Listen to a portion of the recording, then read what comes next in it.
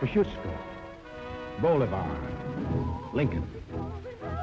Lighthouses, lighting up a dark and foggy world. The government of the people, by the people, for the people, shall not perish from the earth. Fighting, living, dying. For what?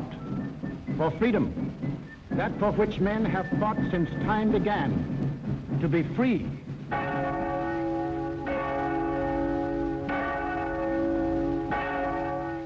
Is life so dear or peace so sweet as to be purchased at the price of chains and slavery? Forbid it, Almighty God.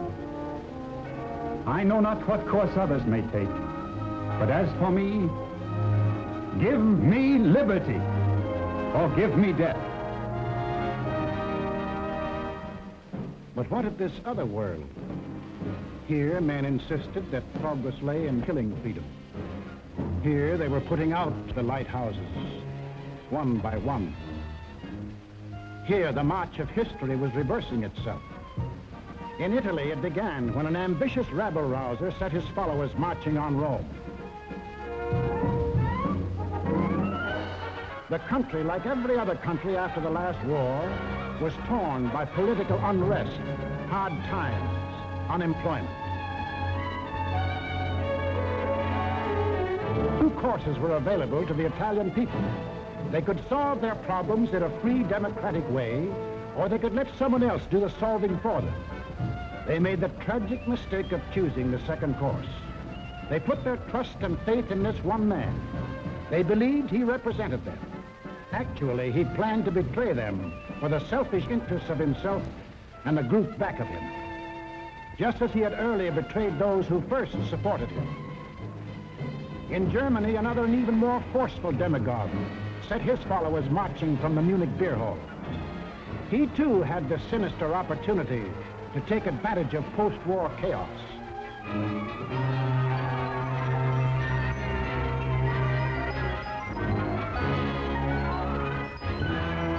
But he also had certain distinctive German characteristics to play on. To start with, the Germans have an inborn national love of regimentation and harsh discipline. He could give them that.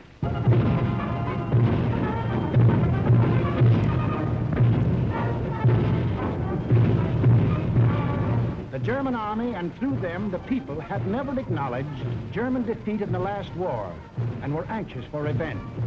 That too he promised them. The wealthy and powerful industrialists were fearful of losing any of their wealth and power and were ready to back anyone who would retain it for them. He promised to take care of them, too. This man cunningly played all these ends against the middle and ruthlessly set out to murder the newborn German Republic. As the will of the emperor, and to the Japanese people, the emperor is God. Taking advantage of their fanatical worship of the god emperor, it was no great trick to take away what little freedom they had ever known. Yes, in these lands, the people surrendered their liberties and threw away their human dignity.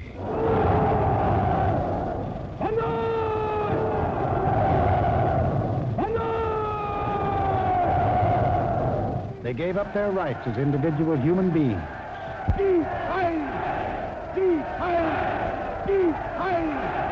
They became a part of a mass, a human herd.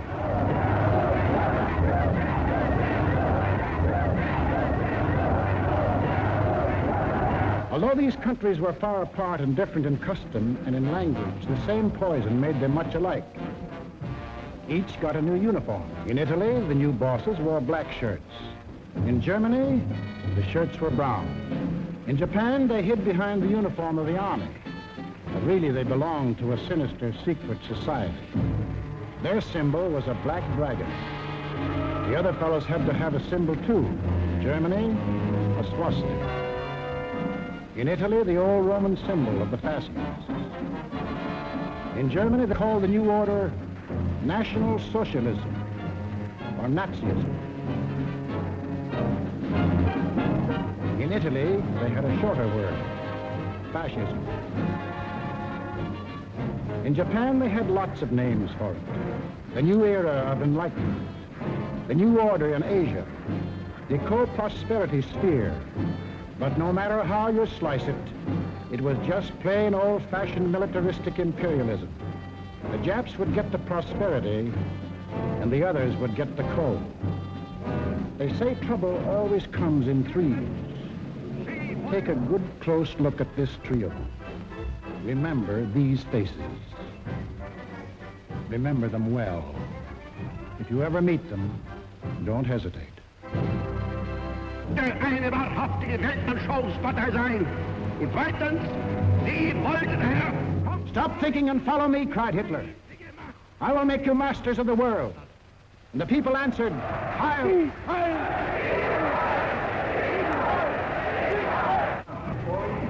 Stop thinking and believe in me, bellowed Mussolini, and I will restore the glory that was Rome. And the people answered, Duce, Duce. Stop thinking and follow your God Emperor, cried the Japanese warlords, and Japan will rule the world. And the people answered, Banzai, Banzai. Each system was alike in that the constitutional law-making bodies gave up their power. The Reichstag in Berlin, the House of Deputies in Rome, the Diet in Tokyo.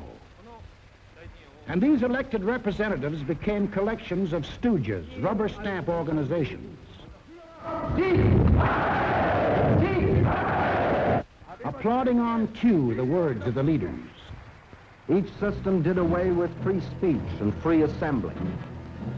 Each system did away with a free press and substituted a press controlled by the party. Through their ministries of propaganda, each took complete control of the theater, the movies, the radio. Every cultural activity and every channel of information was controlled by the most important members of the party. Each did away with free courts and trial by jury, and substituted courts and judges run by the party. Each abolished labor unions and the rights of bargaining for wages. Fertig machen zur Meldung! Achtung! Abteilung 6, 310 mit 13114 beim Grabenbau. Danke. Heiler! Heiler! Lassen Sie weiterarbeiten. Weiterarbeiten! And under the pretext of patriotism established a system of forced labor. Each enforced its decrees by an army of secret police who held the power of life and death over every individual. And for the few who still believed in freedom and said so, there was a ready answer.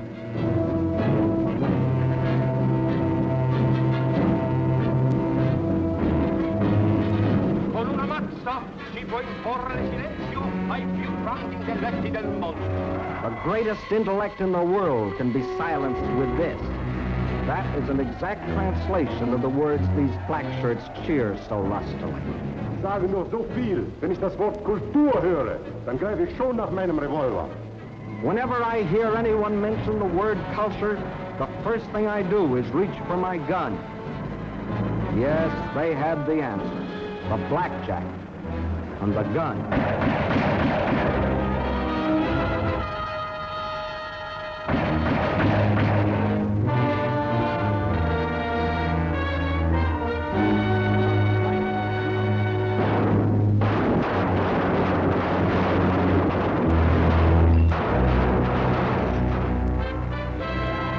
In Italy, they did it different.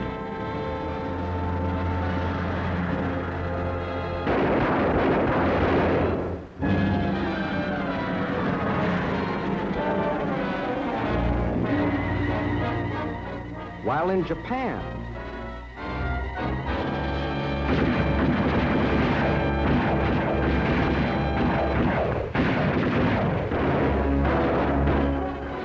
to their names can be added those of hundreds and thousands of others who stood in the way of the new order. Finally, there is only one obstacle left.